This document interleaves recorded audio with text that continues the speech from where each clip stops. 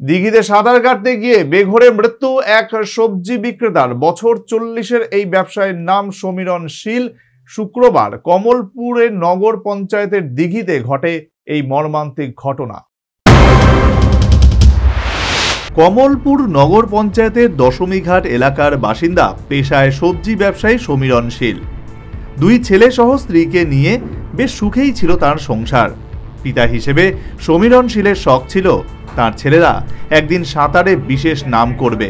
সেই উদ্দেশ্যেই বয়স 40-এর সমীরণ তার দুই ছেলেকে প্রতিদিনই কমলপুর নগর পঞ্চায়েতের দিঘিতে সাঁতার শেখাবার জন্য নিয়ে যেতেন। অন্যান্য দিনের মতো শুক্রবারও সবজি ব্যবসায়ী সমীরণ শীল বিকেল 4:30 নাগাদ তার 6 বছর এবং 8 বছরের দুই ছেলেকে নিয়ে সাঁতার শেখানোর জন্য বাড়ি থেকে বেরিয়ে নগর পঞ্চায়েতের দিঘিতে যান। দুই ছেলেকে দিঘির পাড়ে দাঁড় করিয়ে দিঘিতে সাঁতার কেটে ওপারে যান সমীরণ। ওপার থেকে আবার ফিরে আসার সময় দিঘির এপারে আসার আগেই তিনি জলে ডুবে যান। দিঘির পাড়ে থাকা তার দুই নাবালক ছেলে সহ লোকজন দেখতে পেয়ে চিৎকার চেঁচামেচি শুরু করে।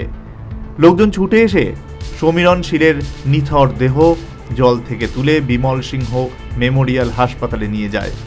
কিন্তু হাসপাতালের কর্তব্যরত চিকিৎসকরা পরীক্ষা নিরীক্ষার পর তাকে মৃত বলে ঘোষণা করেন।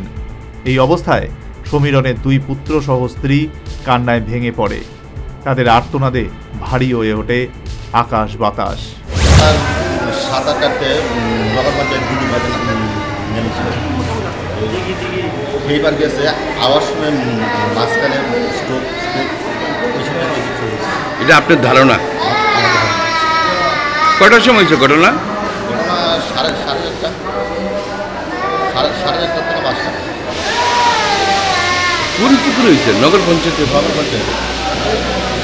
আপনি কি হয়? আমার বড় ভাই। এক তরতাজা ব্যক্তির মৃত্যুর ঘটনায় সংশ্লিষ্ট এলাকায় শোকের ছায়া নেমে এসেছে। Bureau report, news vanguard.